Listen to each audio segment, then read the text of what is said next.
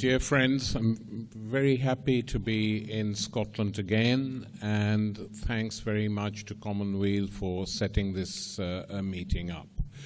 Now, as some of you know, I travel a great deal, and since the referendum, whichever part of the world I've been in, because people read stuff one writes, one question has come up, not at every meeting, but quite a few, saying, we never knew you were a nationalist. And I said, I'm not, I'm an internationalist. And they say, yeah, but you supported Scottish independence. So you then explain what the campaign in Scotland was about. And people are quite amazed when you say that the Scottish National Party, which everyone in England thought, or large numbers of people, was going to wage a sort of crazed nationalist campaign, didn't do it. And I said, effectively, the battle is for Scottish national self-determination. It's not an ethnic nationalism that is at play. And that unless you understand this fact, you will not understand what happened in Scotland, ever. And so the discussion becomes very interesting, especially if one is talking in Spain or parts of the United States even. This question comes up. And this, I think, as the two previous speakers have emphasized, remains an extremely important issue in the campaigns that lie ahead. From the other side, in England, what one sees now is again the incapacity of the ruling elite in Westminster to understand that what was happening in Scotland prior to the referendum and now is quite definitive. It wasn't a spasm. That was my view. I came here a lot during that campaign and saw it with my own eyes. And even some right-wing commentators have said we have never seen so many people participate in politics in our entire lives. 16-year-olds, 17-year-olds, right to the top of the chain, age-wise. And it managed even to excite some old lags from right-wing papers saying, what the hell is going on? But they couldn't answer their own question because they're trapped in a bubble. And that bubble is Westminster politics in Britain. And it's what I have labeled in a new little book I've written, a long essay really, it's the extreme center. That is what this politics, official politics, is about. That the neoliberal economic system, as structured and created from the late 80s, early 90s onwards, effectively produces a political system which cuts out any real political discussion, debate, diversity. So the two main parties, whether it's center-right or center-left, can disagree on small matters, but on the fundamentals of the system and how it operates, there is complete agreement.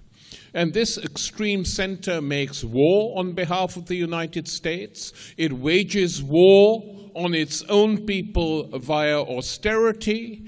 It controls the media as it's never been controlled before, to disallow divergent opinions from being heard. Everything that you see in Britain, you can repeat in France. You can repeat in Germany. You can repeat in some of the Scandinavian countries. And you can repeat in the United States of America, where the next election campaign in the United States, which, because it's the only empire in the world, a global empire, everyone watches, not just its politics, but its television, its cinemas, everything, is going to be between two families, the Clinton and Bush families. That is a truly extreme version of even the extreme center. That this is what it has come down to. So how do you break this extreme center? How do you damage it? What the South Americans did in the 90s was to build huge social movements First, against privatization, water in Bolivia, electricity in Peru, the IMF in Venezuela, and on the basis of these huge social movements, construct new political organizations which challenge the extreme centers in those countries and won. And they won despite the fact that 90% of the media networks were for the extreme center. Despite that, they'd won because they'd built up these huge movements which didn't believe a word they saw on television anyway. They just didn't believe it. So that was a model which was taken up by Syriza in Greece and Podemos. The leaderships of both organizations, especially Podemos in Spain, spent a lot of time in South America, observing, listening, talking, discussing, and came back with some of these ideas and tried to implement them. That is what happened. It's not reported so much in the British media, but that is effectively what happened. So we have now the construction of alliances on an intercontinental scale that are taking place. And the Scottish events, pre-referendum and post-referendum, in my opinion, and I always argue this, are part of this battle against the extreme centre that dominates Westminster and Westminster politics. The most, within the sort of broad framework of parties, the SNP is well to the left of all the Westminster parties, mainstream Westminster parties, and is seen as such. When Nicola Sturgeon came recently to London and spoke, I mean, a number of commentators said it's ironic she's leading the SNP, she should be the leader of the British Labour Party. But those times have gone. And I think what Labour has done by refusing to break the consensus, by remaining part of this extreme centre, has been slowly but effectively to commit suicide as a political party. We've seen that most clearly in Scotland. This was the place where the Labour Party was created. This was the place where it received huge support right at the beginning. This is the country that made it. This is the country that produced its first leaders. And this is the country which has now said, enough, no more. We will not accept what you have done in the name of Labour anymore. They were very triumphalist when they won the referendum. Well, I remember being here at that period, and I remember saying to Jonathan and other friends in the Radical Independence campaign, it's their last fling. This is not going to go away. I wasn't at all pessimistic, I have to say this to you. I did not believe that the mood would disappear. Of course, that level of mobilization would disappear, but not what lay beneath it and behind it. And if the opinion polls are true, and I say if, then we are on the threshold of a huge triumph which will transform British politics in 2 or 3 months' time. If the SNP even win 3/4 of the seats from Scotland in Westminster, it is a huge defeat for traditional politics. Have no doubt about it, and it will be seen as such. And all these games they've been playing, pull one leader out, discredit her, put another person in her place who appears as a big beast from Westminster. Well, he's a beast, all right.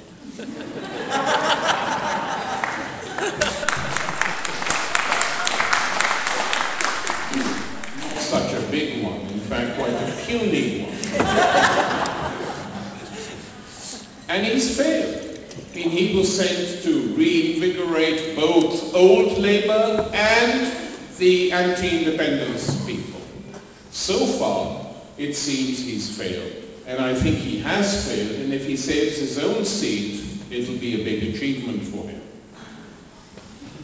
Because again, like everyone else, and like the parliamentary party in Westminster, he did not understand what had happened. A sea change in Scottish politics, the result of decades of campaigning and arguing, and at last the referendum campaign. Now, two things I think just in general are good political principles and should be avoided, always. This is where some of the things that happened in Greece, I said very publicly to the Syriza leadership, that it doesn't matter if you suffer a setback or you are defeated by superior force. That happened in Scotland too in the referendum. But very few people in Scotland, amongst the yes campaign, very few, I mean a few slightly eccentric ones, yes, but by and large no one pretended that we had won. We knew we had lost, but we were celebrating the fact that we had reached that target, which surprised us. No one thought that on its own it was a big victory. Everyone agreed we had to fight for the victory. So the SNP, as the main party representing Scotland, no one was going to put up candidates against it. That was an amazing unity, which is extremely important. And the second thing after that victory, I hope, will be to create a radical party, because no one-party system is good, even if democratically elected. Always good to have a party to debate with, to discuss with. It opens up democracy. It creates a new feeling, a new atmosphere, which young people in particular in Scotland want, because they've been so active in this campaign.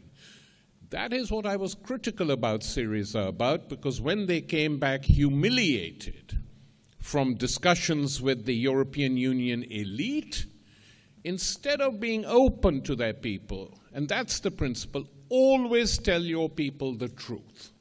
Always. Don't pretend that people can't, don't think that people can't see what's going on. The German finance minister, after crushing Syriza, the leaders, outmaneuvering them, punishing them, then turned to their leaders and said, I'll be watching, interested in how you explain this to your own people. Contemptuous of Greek democracy. Contemptuous of the fact that the Greek people had voted for a government which had been elected on the basis of end this deal with the Troika. End it. We're not in favor of it. We're not going to continue it, and being forced to continue it. Instead of coming back home and saying this was a triumph, they should have said it was a setback. These are the reasons for the setback. They humiliated us, in particular the German financial elite and political elite, and this is how we're going to fight back. You don't give up. You have to have a strategic goal of fighting back against these people. And I stress this because when Scotland becomes independent, similar problems will be faced. All the things that Robin has been talking about and Jonathan will not be possible if the EU behaves towards an independent Scotland as it is behaving towards Greece today. And that worries me, that from progressive points of view and the left, there is very little serious criticism and analysis of what the EU is, what its structures are, how it's been altered by the small elite that runs it, why it is completely undemocratic in the sense that its elected parliament has very real powers, which is why so few people vote for it. And it's important to understand this, because unless we do, we don't know what we're fighting. And because in Europe today, the opposition to the EU comes largely from the right, UKIP in England, Le Pen's party, the Front National in France, similar groups in Germany. The left then gets scared and says, well, we can't be associated with them. Of course we can't be associated with them, but we have to have our own independent critique, because people can see what is going on, especially in the Mediterranean countries. In Spain, we are lucky. There's no far right at all so far. It's all in the official ruling party, the PP. All of Franco's fascists joined that bloody party when it was set up after Franco was removed. And they're the ruling party. And so Podemos in Spain doesn't face a threat from the right, which is why it tends to be more critical even of what is going on. So there are enormous possibilities at the moment, in my opinion, that the fact that these alternatives are emerging in different ways, in different shapes or forms, shows that there is every possibility of reviving progressive movements and progressive forces, provided we also learn to think afresh on how to organize, on how to do things, abandon the sectarian approaches to politics, fight for something much, much broader. Podemos is doing that in Spain, you know, with huge rallies all over the country. It's jumped from about 10% to over 40% in the opinion polls very, very rapidly. And in a way, the huge membership surge towards the SNP and towards the Greens in Scotland was very much like that. A reflection of anger at having been defeated and a desire to say we're going to win. That was the first real indication that people wanted to fight on. And Labour didn't understand that. And today, there are more trade unionist members of the SNP than of the Labour Party. That is what we've come to. So Labour can't even pretend to be the party of the majority of the Scottish working class. It is not. It has become, in England, very definitively the party of capital. And that is why it can't do anything. Every time Cameron stands up and confronts Miliband, or Miliband makes an attempt to be oppositional, and Cameron says, but hang on, I mean, you guys were in power for 12 years, you did all these things, we're merely continuing. Well, it's the truth. And instead of replying, which he can't, that, okay, I know we did all these things, but we may have been wrong, or we were wrong and we're going to do things differently. That is what they can't say, because the bulk of the Parliamentary Labour Party consists of Blairites. And they are Blairites not only as far as wars are concerned, they are Blairites in terms of linking money in politics. If you want one key feature of this extreme centre, it's that politics and money have become totally linked like this. The big corporations and mainstream politics are one and the same thing. In the United States, it's very clear. I mean, no one even denies it. But here, if you look at the not just Blair, whose wealth increased after he left the job as Prime Minister, his wealth was, the Financial Times told us, was anywhere between 40 and 60 million pounds. Now, where did he get that from? Not just from becoming an advisor to dodgy governments. That he does, it's second nature to him. But also by taking money from various sources, which we don't even know about. They're not listed. And the same Blair now says, oh, I feel sorry for the Labour Party. It's some trade unions aren't giving it money, other trade unions are withdrawing. I'm going to give £1 million from my personal wealth to the Labour Party to fight in specific constituencies. Just think about that.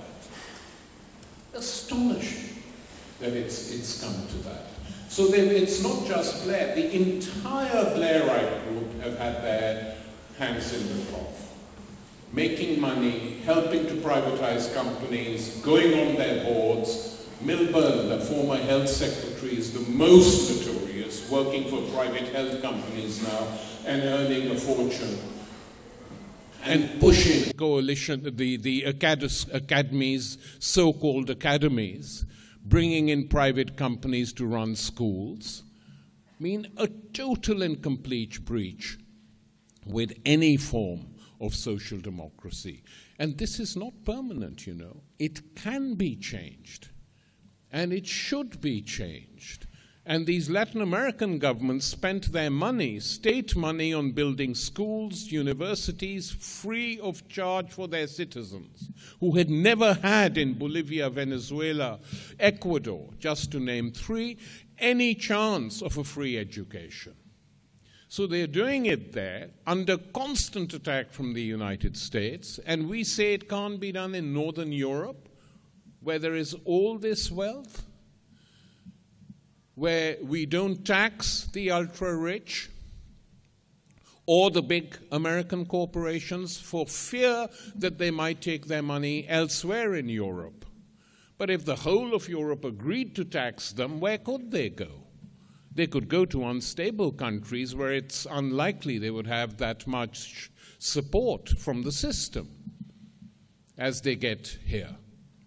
So all these things which we are told there is no alternative to, there are huge alternatives to them. And they can be implemented. And the last thing I want to say is that this, you know, Robin was talking about a book that they are producing on the First World War. Well, I remember when I first came to this country, 50 years ago and more, one of the first things I read when I was reading the history of the First World War was the objectors in Scotland. Initially, of course, the Labour leaders objected too. Keir Hardie and Ramsay MacDonald were against the First World War, believe it or not. Ramsay MacDonald.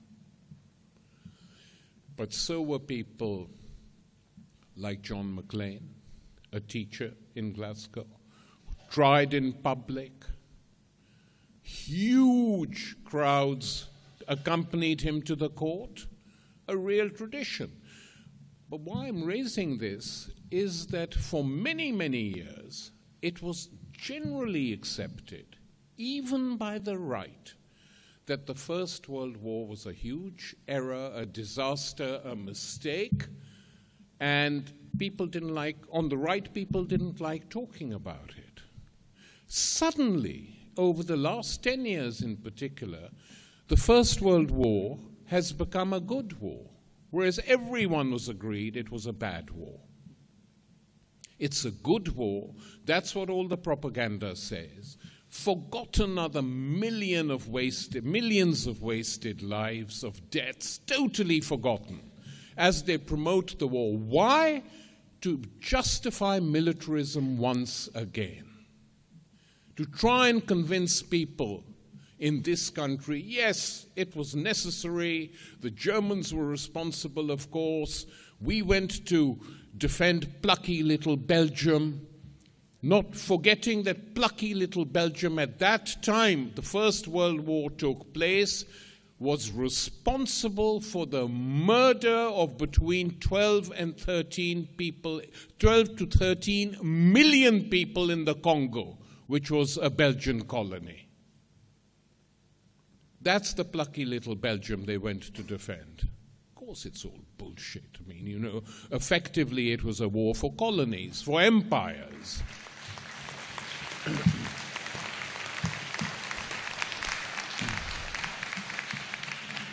So the decision by, it seems, virtually the whole of Scotland to ask for the removal of Trident from Scottish soil is a huge step forward. I think that's extremely important. It's necessary. It's become a virtual moral principle of both the SNP and obviously the left, and that's extremely important. But I would like to think that an independent Scotland can be genuinely free of militarism, which means withdrawing from the North Atlantic Treaty Organization.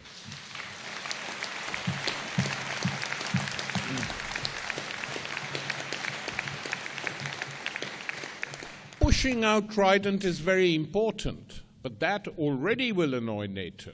Saying if you're our members, well, you know, they could insist, but we insist you have some of our weaponry here.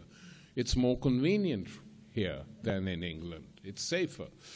So it will create problems with them. Much better to say, we don't want to be a militarist society. There are better things to spend money on.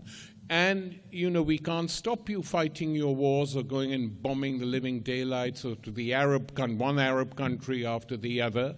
If you want to do that, we will not be for it, and so we are going to pull out. Because there's a real opportunity here to argue these points and argue this with the Scottish people as a whole, to take these debates to them. That's what the referendum campaign was so successful, by politicizing Scotland, as England has not been politicized, certainly not since 1945.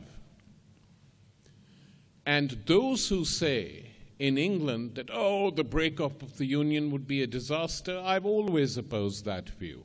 I think the breakup of this union would also be beneficial for England, though they don't fully realize it themselves. Because they'll have to come down, they'll have to come down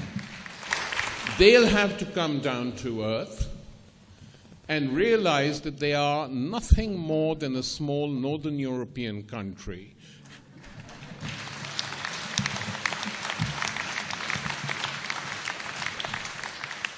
Hanging on to the coattails of the United States to appear slightly taller. Well, they can carry on doing that as long as it, you know, helps them in some way.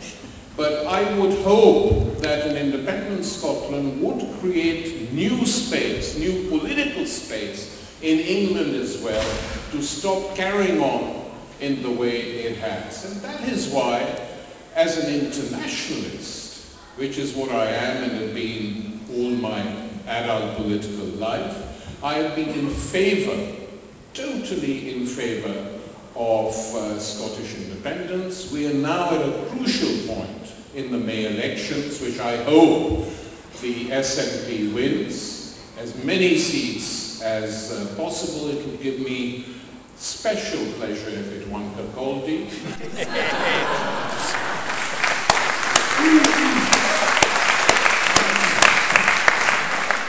And if it managed to defeat the beast from Westminster, Murphy, that would be even better still. More importantly, because it would open up a political space for discussion, for debate on how both Scotland and England should go forward. Thank you.